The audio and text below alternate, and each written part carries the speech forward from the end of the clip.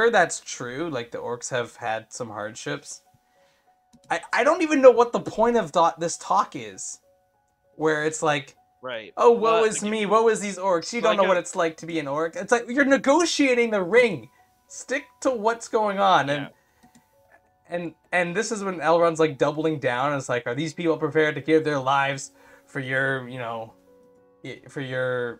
for this ring and all this stuff? Right. Yeah. Yeah. I don't know. It just seems like a weird. This talk should have been held in private because now all these orcs are starting to turn on Adar. But also, why are these orcs turning on Adar? Obviously, this was always a possibility, and we're gonna get to a moment that I think is really dumb coming up. But also just to make the objective clear. So my understanding is Adar wants the ring. In exchange, he's gonna kill Sauron and spare Galadriel. Correct. So the only bad outcome is like now Adar has a ring of power. Correct. That's for Elrond. So he should just. I mean, that's the first offer. Elrond should have at least counter-offered. Okay, you can't have the ring. That's like just not gonna happen. There's no way that we're gonna approve of that. Yeah. But is there a way we can, just team up, kill this Sauron guy, and in exchange you guys can have Mordor? Who cares? You already have it. Or I don't know. No. You're onto it. You're exactly right. Like I agree. I think the counter offer should be, so Adar, you want the ring to kill Sauron? I have the ring. I will kill Sauron. Yeah. And then you let Galadriel go. Problem solved. And then you guys leave. You guys go back because if they teamed up right now, they could. I mean, you wouldn't even need to team up. You just tell Adar, hey, let Elrond into the city.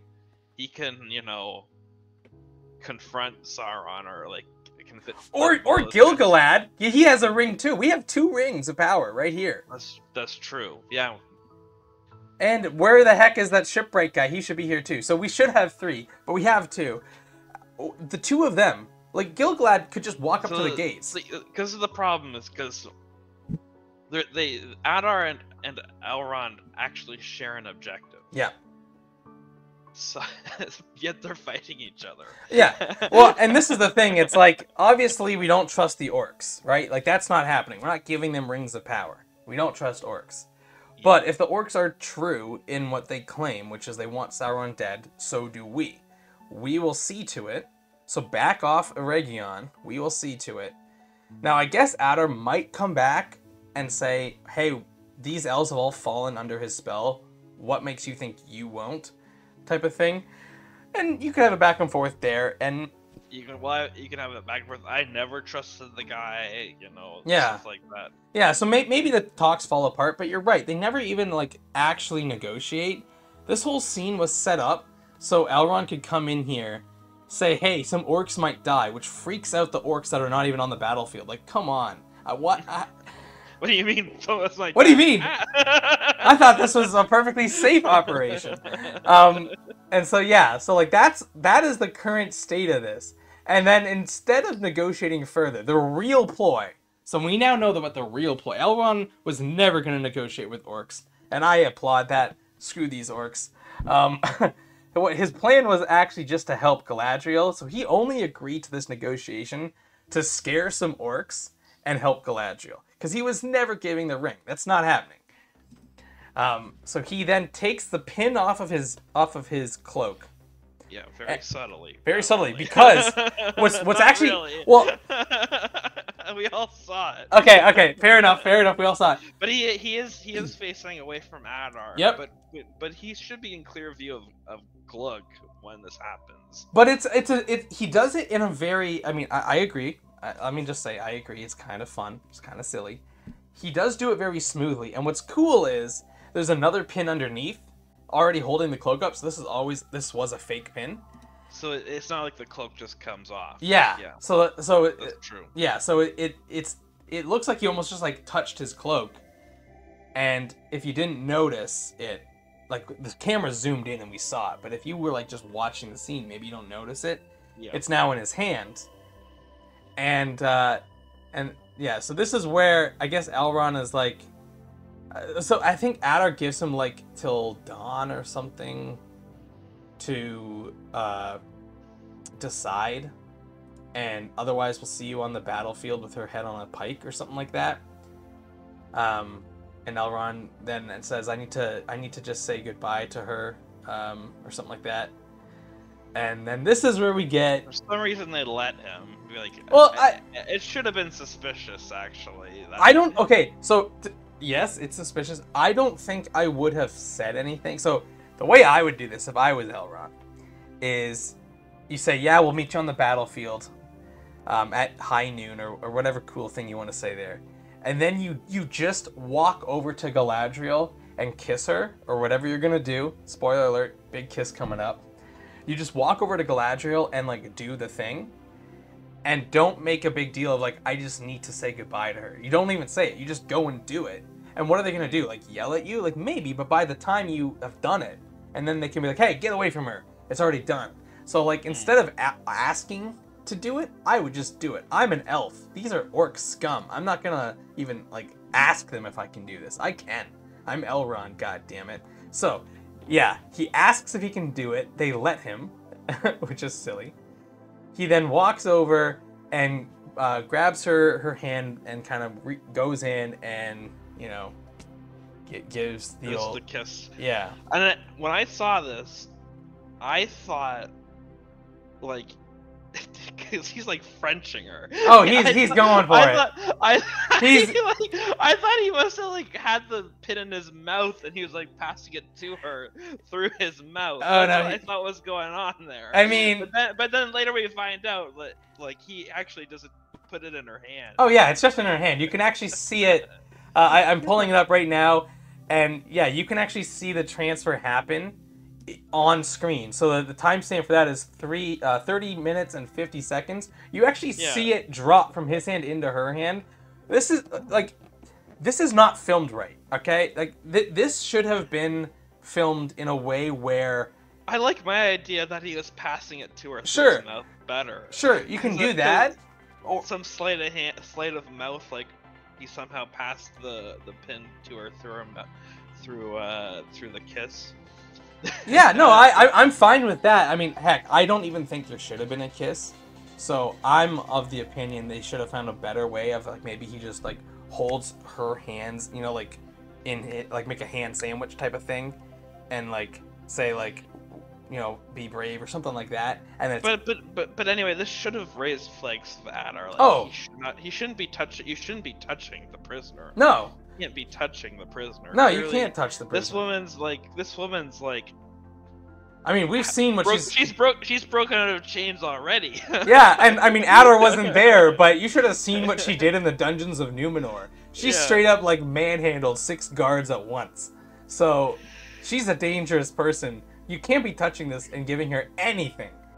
Like, heck, he could have had a dagger hidden in that cloak, and they should have searched her afterwards. Yeah. For sure. Or maybe to your point, this is why it's a kiss. They search her, but it's in her mouth, and because they said don't say anything, she hasn't spoken a word since. Or then. she even like swallows it and. Okay, where are you going with this? She swallows it, and then what? Explain this. Then, well, you know. Yeah,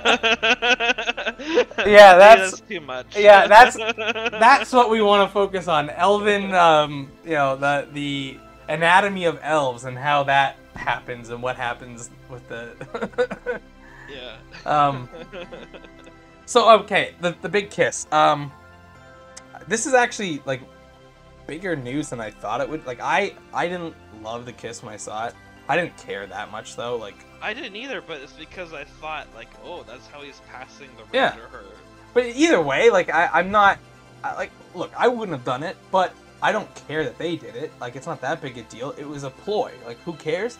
This is like it was a distraction because everyone's like raising their eyebrows. Meanwhile, the hands are doing something else. Yeah, you can actually see the hands doing it if you're not watching the kiss. But everyone's watching the kiss. Yeah, so it worked. Like the ploy worked, but that's beside the point. The real thing is like people are like really talking about this, as if it's anything. Now, I believe that the actor that played Elrond. He didn't like it. He didn't want to do it, but you know, he ultimately, you know, did it because like it's his job. He does what the director says. And he agrees, like, you know, it was a distraction and all this stuff, but like this thing is really blown up. People talking about this kiss. It's not a kiss, like it's a distraction. They're not Right. romantically involved. Now, you could say like, hey, they were really close friends and maybe there was something there, but that's not what this is. In fact, it's No, I mean, maybe you could. I mean, maybe that's something you would do. Like this is someone you're close to. They're gonna die. yep. I wouldn't do it if it was a dude, but if it's like, kind of a good-looking girl, even if we're just friends, maybe I would. Sure, sure. I don't know. I don't know.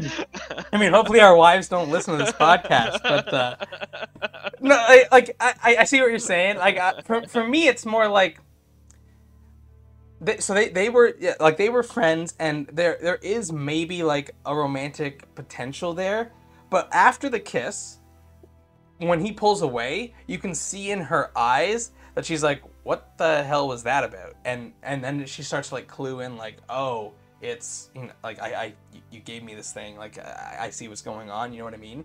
And she almost like smirks, like that was a little bit much, like you didn't really need to do that. And so like Well, that's there's jokes about like that. You're such a good kisser. Now you can marry my daughter.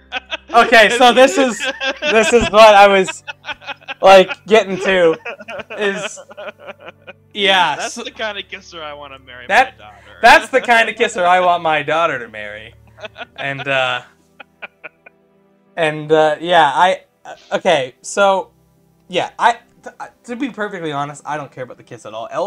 The elven lifespan is so messed compared to our own. It's really hard to talk about and think about things in that way, where like, because like some of these guys are super old that they knew like each other's grandparents, and then now they're like on Right. par with each other. So actually, that happened. Like, as we're Adar talks about Elrond's great grandma and how Yeah, did you say you have the beauty of your I but not forget the name yeah, of but not your the character. but not the brains or something like that. Yeah. Nerd of the Rings was saying that Galadriel was actually like friends with that woman. Elrond never knew her. She Right. was gone before, but Galadriel like knew her, and this is the person who taught Galadriel how to make lembas bread. So it's a little. Wait, not everyone knows how to make lambas bread? I guess not. Yeah, this is like Oh, Galadriel like learned how to bake lembas bread from this lady. that's interesting. All right, I didn't know that. That's kind of cool. But yeah, that's sort of my point. Is like that you can't even really think about lineage in that way here because of that aspect where they're immortal, and so they get to a certain age where they're all just sort of on the same footing. Like it's no longer like, you know, my daughter or whatnot. It's kind of just like you're now an elf in our society. Mhm. Yes, you still like honor your parents or whatever, but it's not in the same like hierarchy, I guess, in a way. Now we get some weird lines as Elrond leaves with this other elf that's there. Yeah, you wonder what the other elves are thinking about this kiss too. Oh yeah. What? They're like I didn't know those two were together. Did you know those two were together?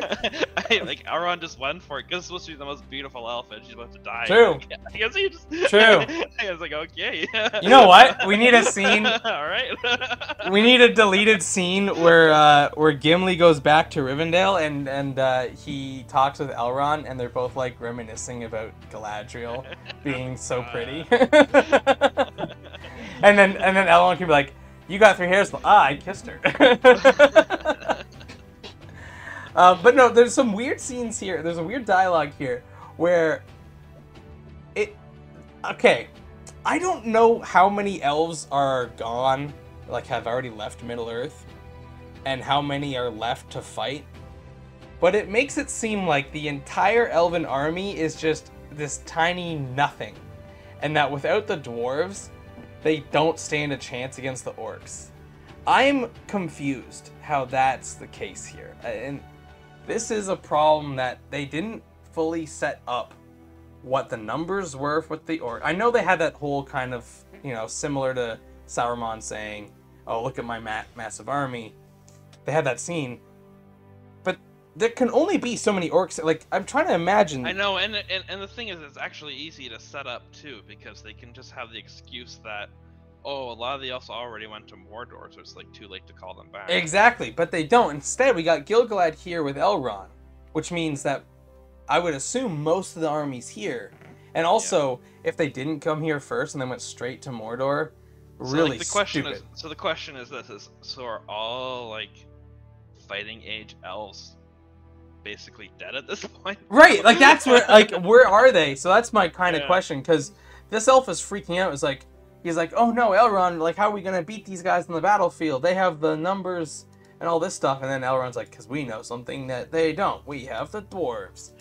And I'm just like, I don't think you even need the dwarves. Like, maybe I just really think highly of elves, but they should be able to like mow these orcs down. Probably. You're elves. You're way better at fighting. So I'm just kind of confused by that. And now there's a weird moment. I thought that Elrond should actually be the one to go and meet up with Durin and bring him to the battlefield. Instead, he sends this elf that he's with.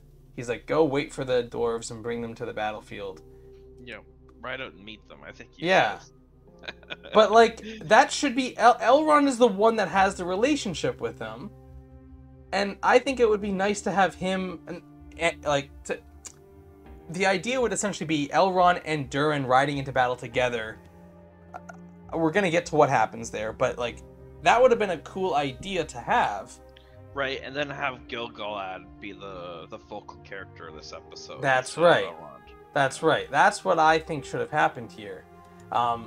You know, speaking of dwarves, we cut back to the dwarves as they... I don't really know what this is.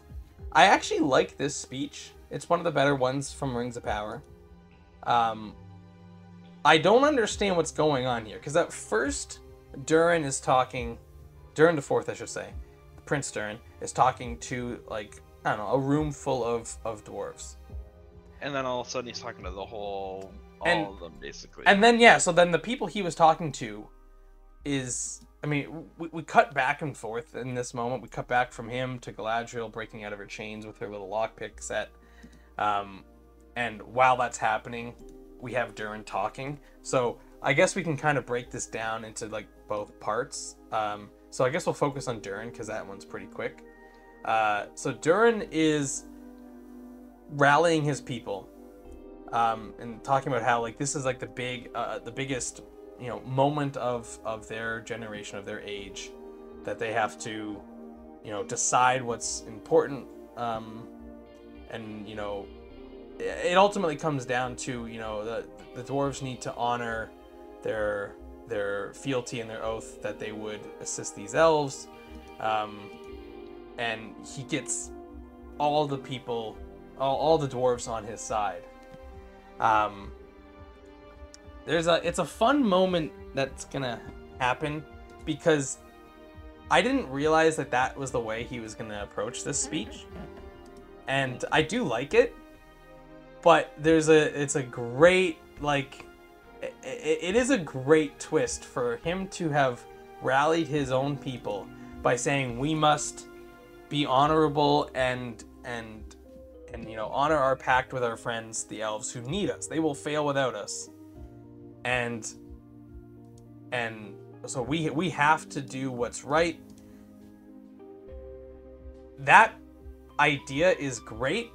And then he is forced to confront the fact that he either goes forward with helping his friend by riding out with him, or he is delayed because he has to go deal with his father.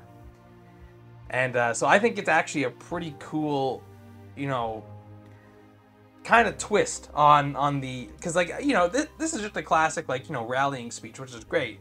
But then he's confronted with following through on his own words that he just used to rally his people, and he now has to actually practice what he preaches.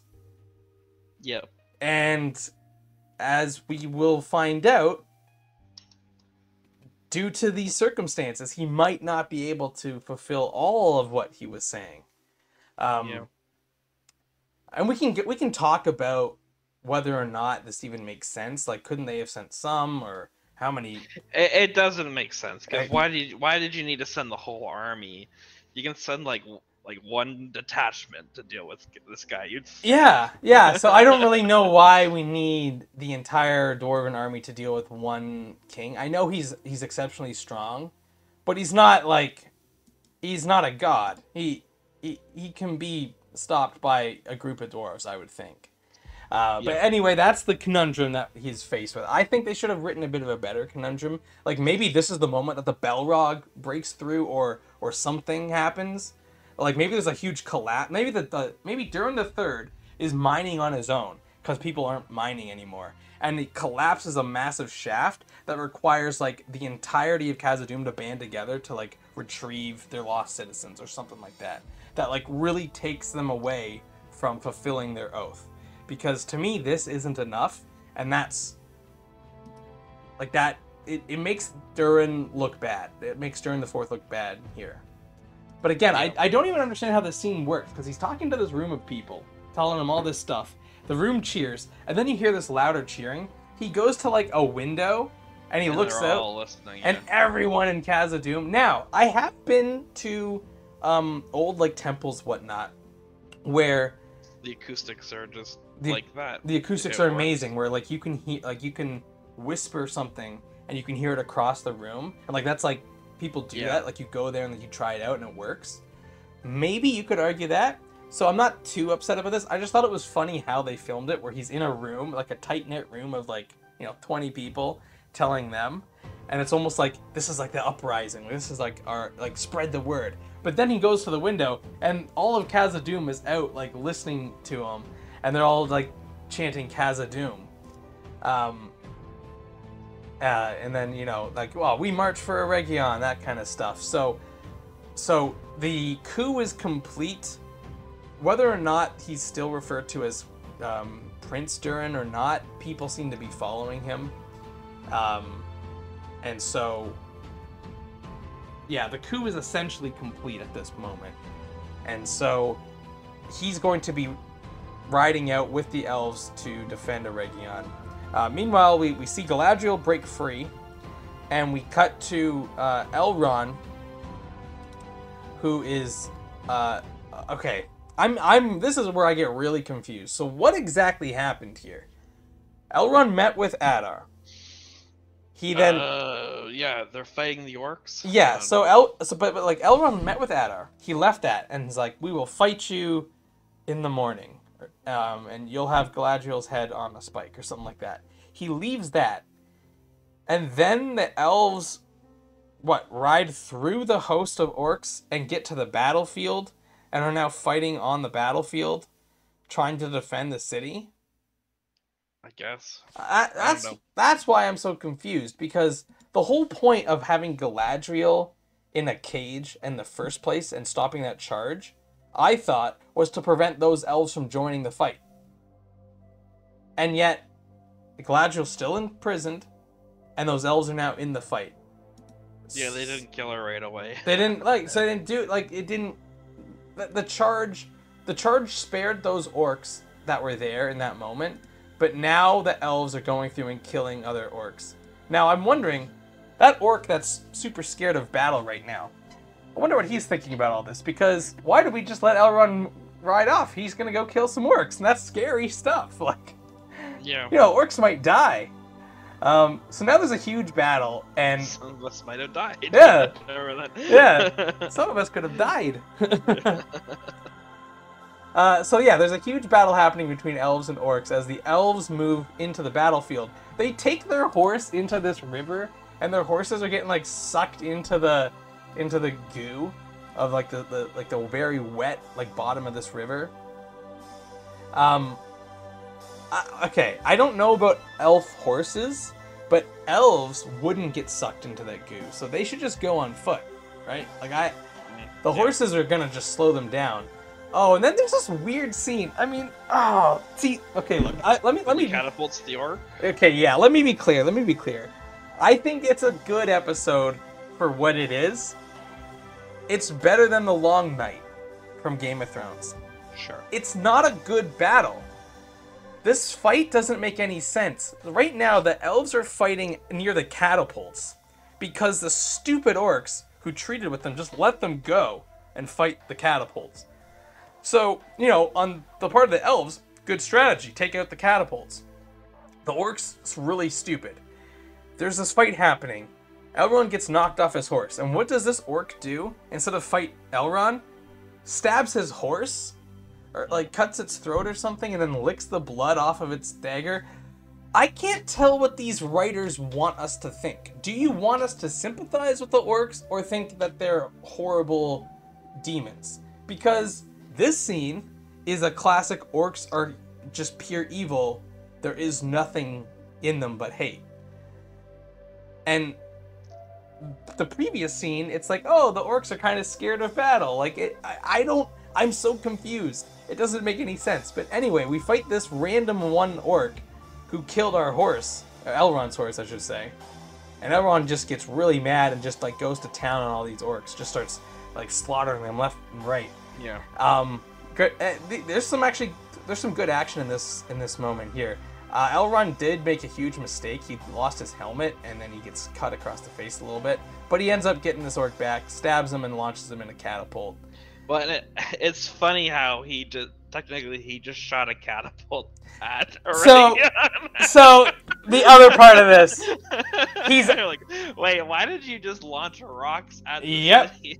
now the thing is, they could have designed this in a way in which the guy wasn't dead, and Elrond was maybe encumbered by other orcs, and so he ends up just hitting, like slashing the rope accidentally or something. Yeah.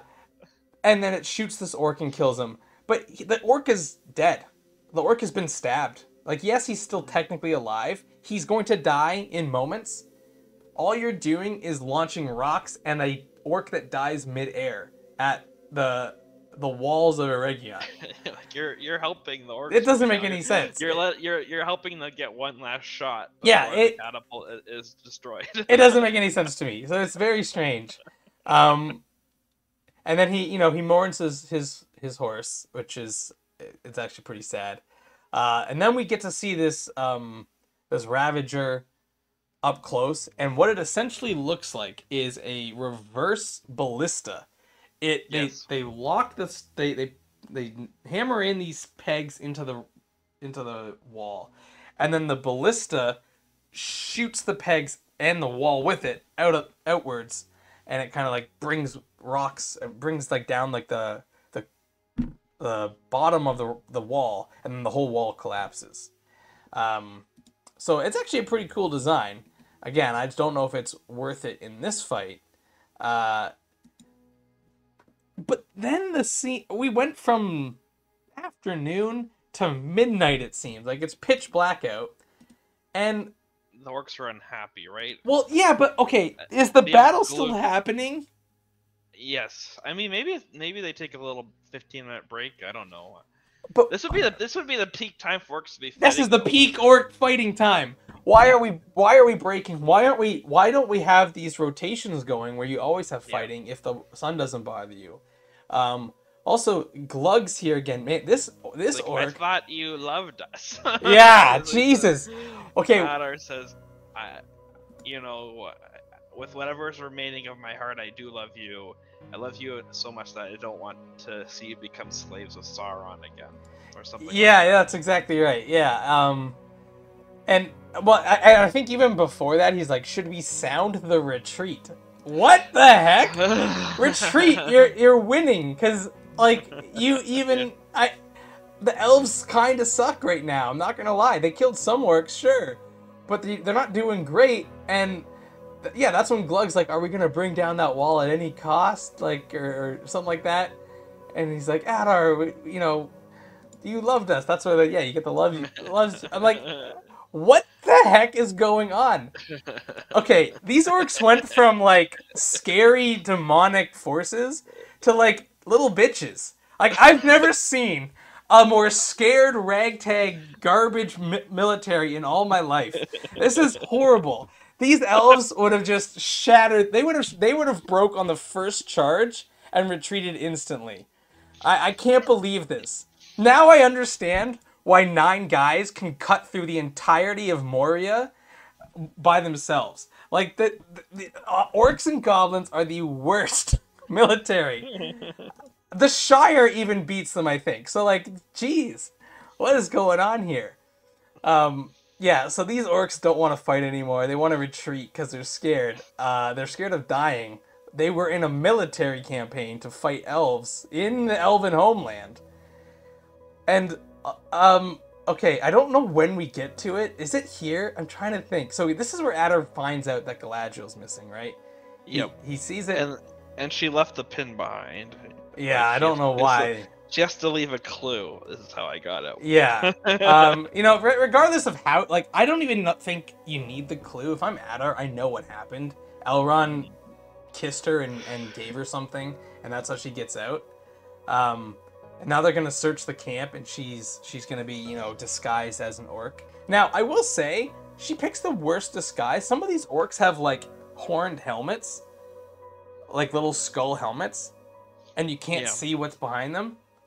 Just wear that. Like, if you find one of those, put that on. No one will even know. That's what Frodo and Sam did. That's what Frodo and Sam did. They made a lot farther. Adar sees the pin. He's all pissed off. And Galadriel's making her way through the trenches. Again, trench warfare. I know, like... And then she's helping with like, dead orcs, too. Yeah, like... The battle is still happening. How are these orcs? Like, what is happening? This is why I'm confused. I want to like this battle. I am confused as to why. Are we even in a battle right now? There's no urgency with these orcs. They do seem like they're in trench warfare. Like they've been at the trenches for weeks, and it's like, they're just waiting for their time to go on leave. Like that's what it seems like. And then they're like carrying these dead bodies.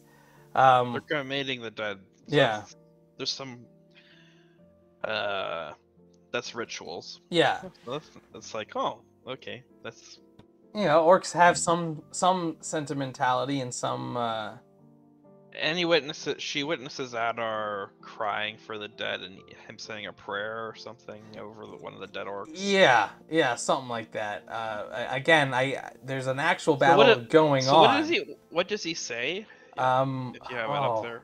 What does he say? Trying to find it real quick.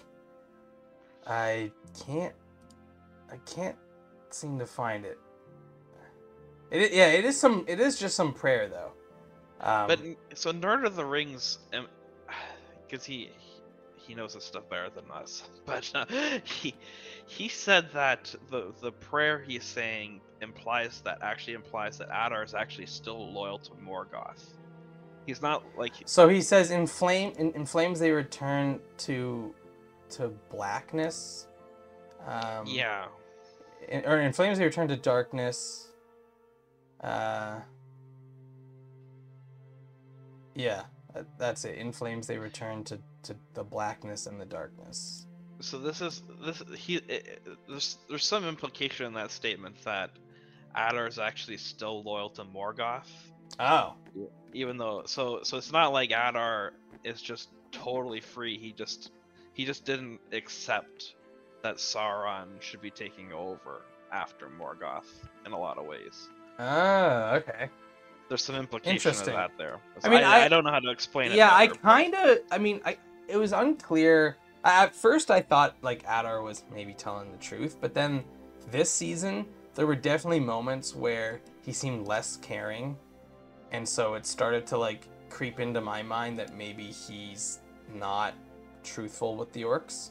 Maybe he has ulterior motives going on. So that's interesting. That's an interesting idea there. Kind of a neat, like, who would you rather have leading the orcs type of deal going on. But luckily, so Galadriel sees that.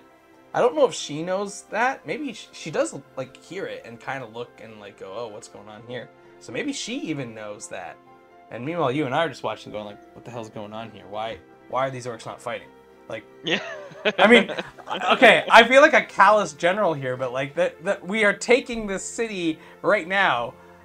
We can worry about the dead after we've taken the city, okay? Yeah, like normally. Or not at all. They're orcs. Yeah, like just let them rot. Yeah. But no, but I mean, they call each other maggot scum all the time. I figure they don't care about, cremating each other. But anyway, Arondir shows up and he rescues saves Galadriel. Galadriel. Now, yeah, this is just a classic, like, oh, good thing you came when you did, Arondir.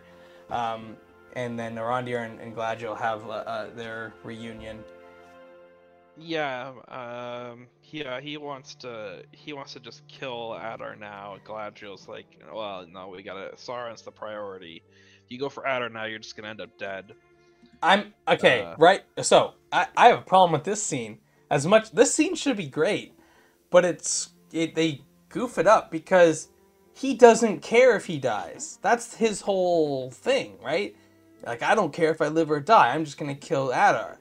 And so the whole, if you kill Adar now, which he could, because he's right there. He can see him. He can just shoot him with a bow.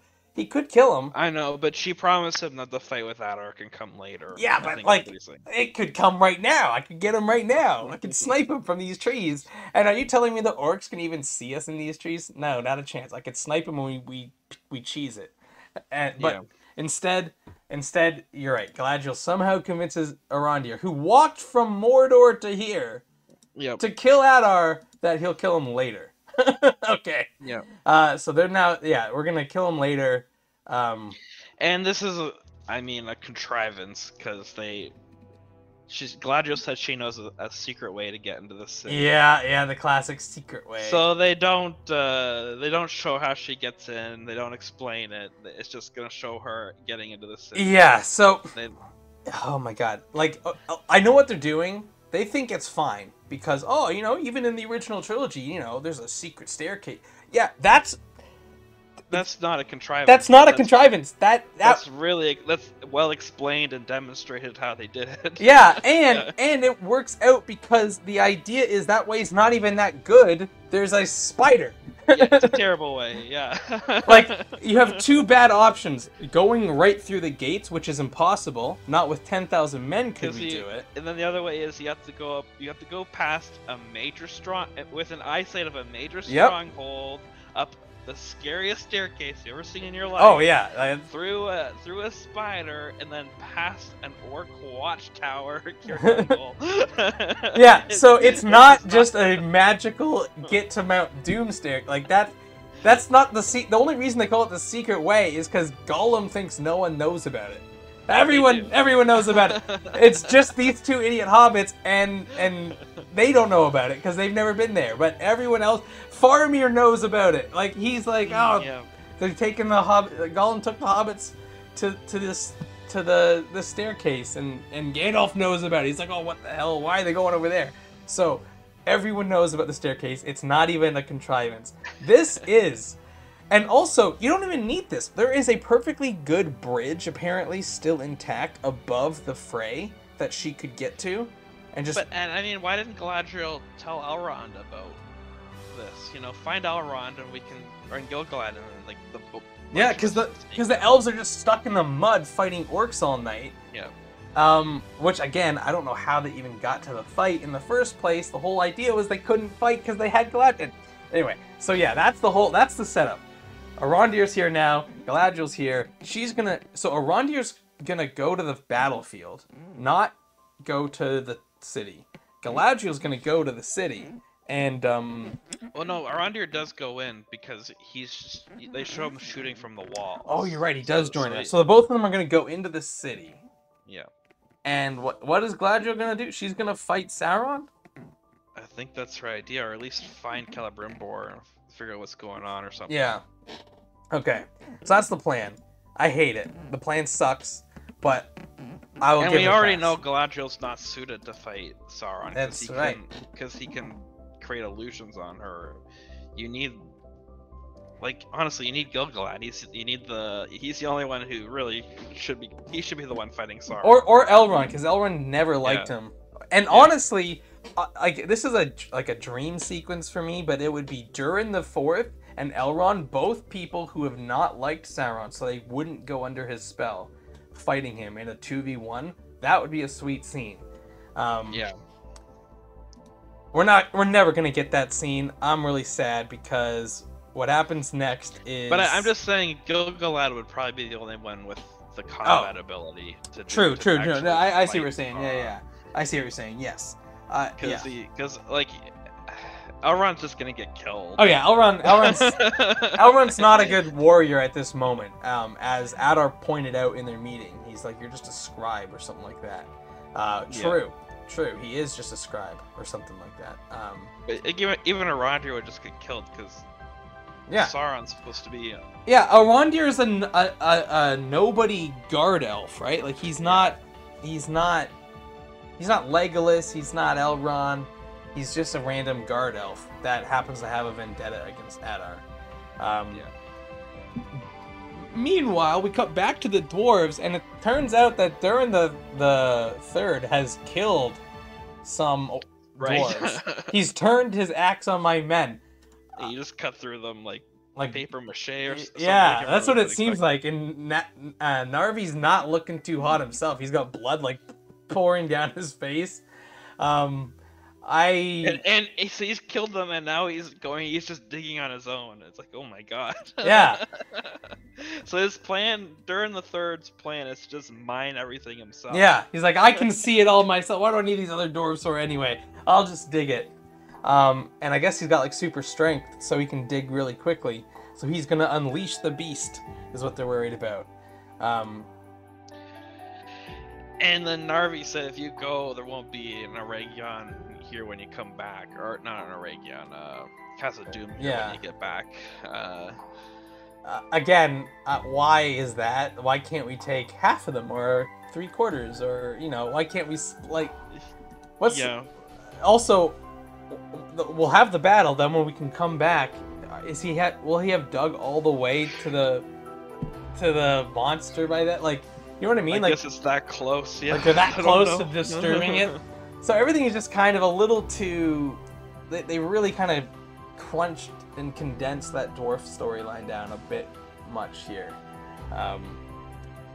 But that causes Durin the Third Durin the Fourth, I should say, to make a big decision, which is he going to stay true to his word and his promise to his friend, or is he going to save his people? Which, I mean, that's a really tough, because, we're going to blame Durin the Fourth whichever way he chooses, right? Whatever he chooses, he's going to get blamed. He's got a terrible decision to make.